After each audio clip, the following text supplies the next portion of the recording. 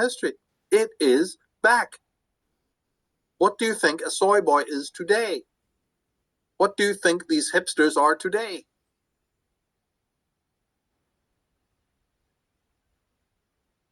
History is not something old. We are ruled by history. We're run by it. It dominates our lives, a certain kind of history. So all these morons out there who are talking about the conspiracy, do you know the amount of chatter? The mind-numbing, mind-freezing chatter that's out there just on that one subject alone?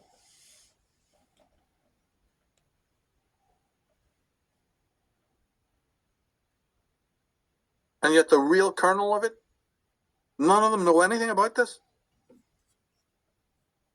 The conspiracy is that the modern media know everything that I'm talking about, and have in their magazines and their ad copy, and pop videos, of course, as well, have triggered and stimulated and kindled, it's called kindled, atavistic memory, specifically within women. So as women have gained more, because of feminism, as women have gained more power in the world, in the commercial world, they've also been fed this poison by the high table, by the conspirators at the top. If you don't have this kernel, then all the other chatter of all your David fucking Ikes and Jim Marses and whoever you've got is worthless. And the list is long. On and on it goes. Sick of it. This is the biggest elephant in the room, and nobody addresses it. Partly, we've even talked about the reasons why. But this stimulation of atavistic memory in the race memory of women is extremely powerful. And it works. It works. And this, therefore, if you don't know that this is loose in the world, then all your fixes and all your potential solutions, they used to tell me, Michael, so where's your solutions? Where are your fucking solutions? See, there are no solutions if you don't have this in place. It's all just superficial. But we still haven't addressed in our show today what caused the breach. What caused the rising of the patriarchy? What caused the reign of the phallus, as it's called? The phallocratic move from the matrifocal. So let's go on to the next few slides and we'll nail it once and for all. A very, very important chapter in this whole saga. Everything changed when the individual male understood that procreation necessarily depended upon his participation in the sexual act. That realization must have taken place during the times of settlement, the Neolithic period, that is, from the 8th to the 4th millennia BC, depending on the region. It is plausible, though not certain, that the first humans were unaware of the exact role of the male in procreation, not having established a causal relationship between coitus and parturition. Thus, their attitude toward the female, apparently weaker than the male, but mysteriously able to produce life, was ambiguous. A profound respect, if not veneration, and at the same time a kind of terror in the face of incomprehensible, even magic or divine powers. Jean Markel, the great goddess. Exactly. So he's writing, this is a prominent Celtic scholar who's telling you clearly, as many scholars of the time knew, that for thousands and thousands of years, men were not aware of their role in childbirth. But they are relating it in a tame, friendly way. What is really going on is that men did not understand their role in childbirth, in coitus. They knew about coitus, but they didn't know that it gave rise to children because women kept the secret from them for thousands of years. But let's read on.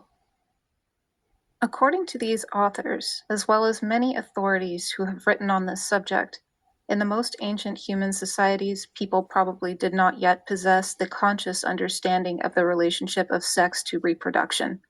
Thus, the concepts of paternity and fatherhood would not have yet been understood, though probably accompanied by various mythical explanations. Babies were simply born from women. If this was the case, then the mother would have been seen as the singular parent of her family, the lone producer of the next generation. For this reason, it would be natural for children to take the name of their mother's tribe or clan, and this is from Merlin's Stone, When God Was a Woman. See, for thousands of years, it's exactly it. Now, the Jews, for instance, are the same. Their children born were always named and thought of as descendants from the matriarchal line, the matrilineal descent, which is an old remnant, you see, of what we're talking about. So even the Jews had this. You mattered because you came down through the female line. How did that happen to be the case? Because it's a remnant of this old goddess tradition. But what is this tradition?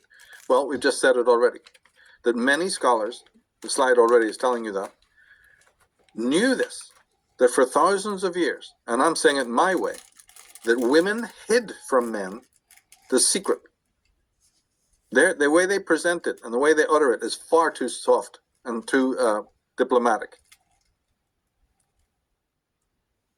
You can't keep this is a secret that, it doesn't come naturally because, of course, it's 9 months.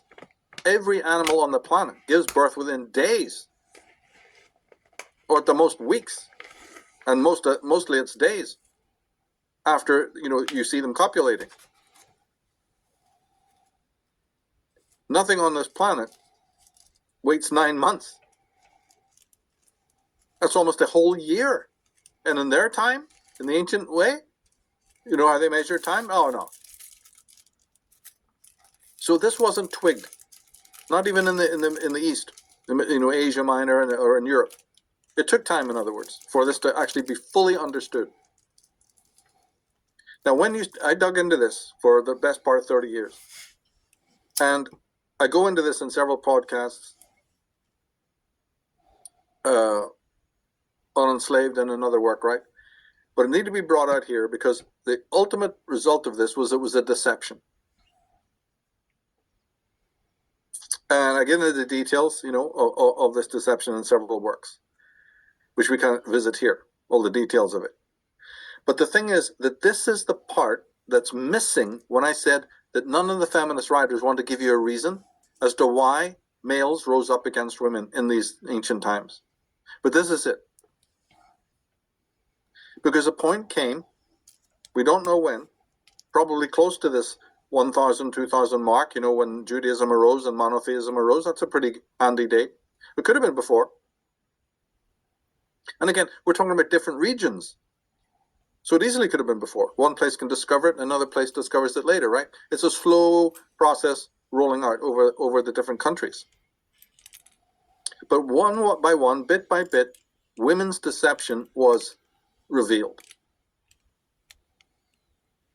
To the horror, to the absolute horror of men. I can imagine. Yeah. And so what we call the rise of patriarchy is actually an act of revenge. And world feminism tried to conceal this from us. Is based on its own deception because they all know this. So the deception of an ancient time has been replaced in the 20th century by top scholars. So now when I make snipes at the academics and when I have contempt for these women in power and the men, they're no different to me. Now you understand a bit of why. A bit of why. Because this is not a deception of ancient times anymore. This is repeated again.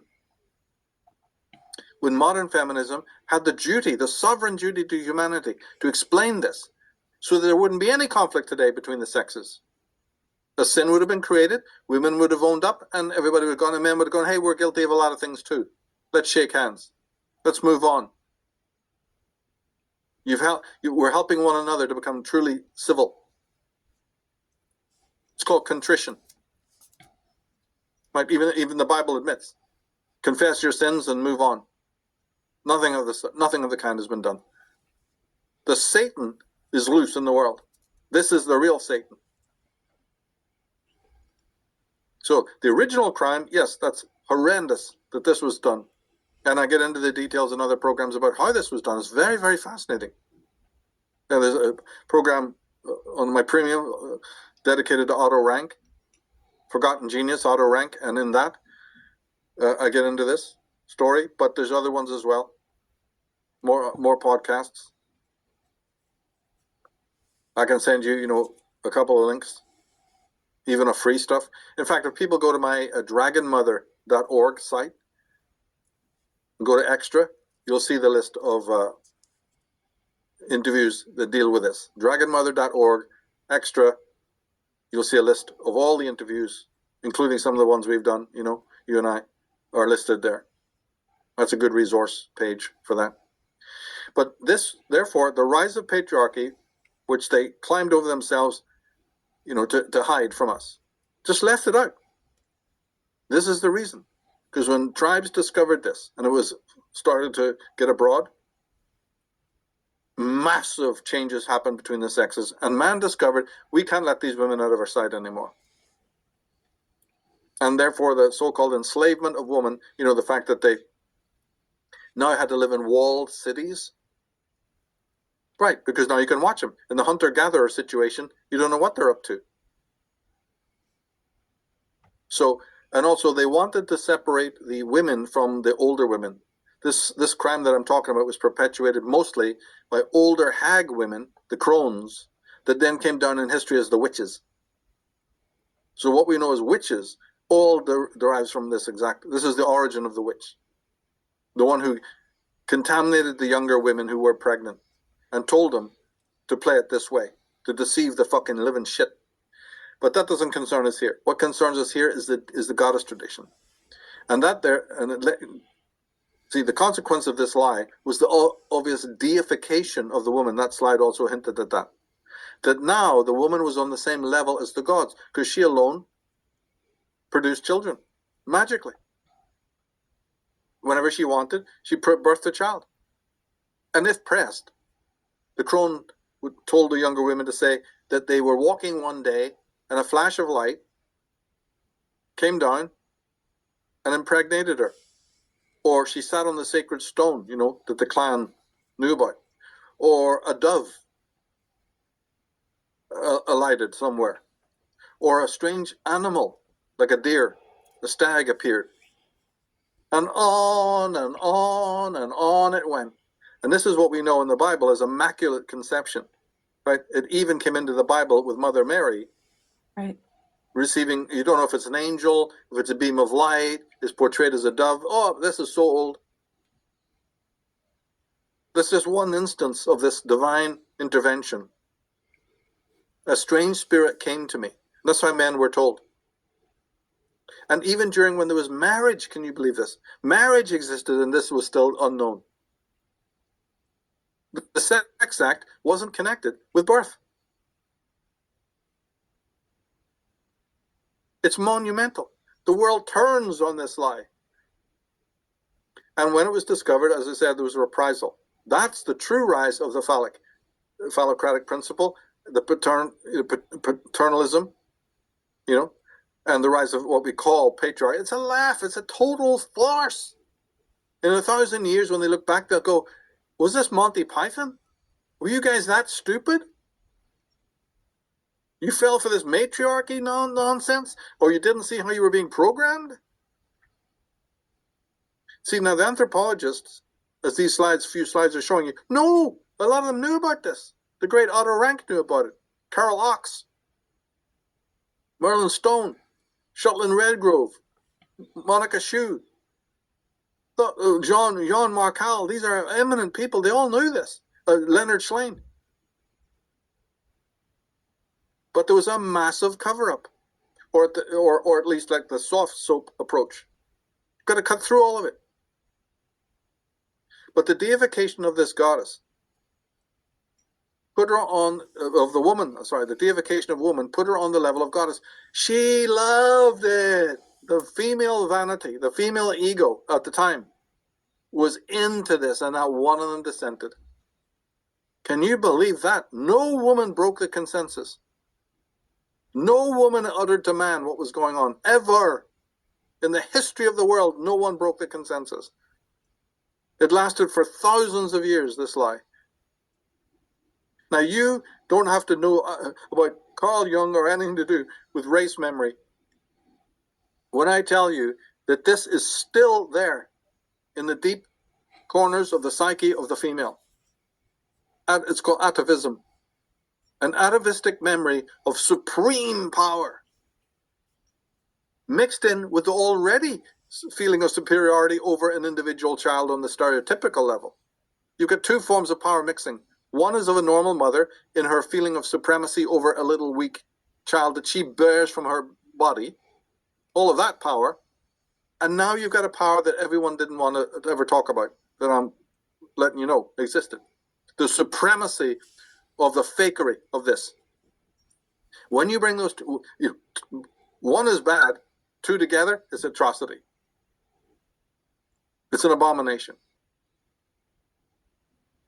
And then pathetic attempts in more latter days to turn round and claim that man is the author of all physical violence. The audacity, in order to try to cover up everything we've just talked about. Feminism arose, breeding, broadcasting this other lie that when you look around the world and see nothing but violence, there's only one sex responsible, one sex only. After this being the true history, you don't know that this is a conspiracy of conspiracies? You looking for the Illuminati?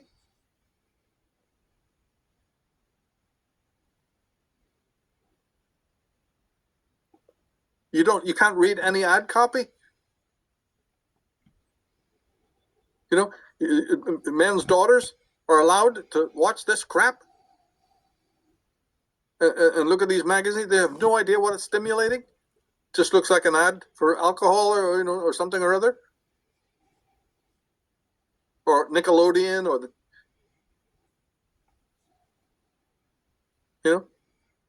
the Kids Network or whatever it is, Cartoon Network, and all the rest of it, all the video games, and it's unbelievable what's being mobilized. We are puppets on strings. And so this crime was never punished. Only blindly. Women have never taken responsibility for it. But let's go on and read those last few.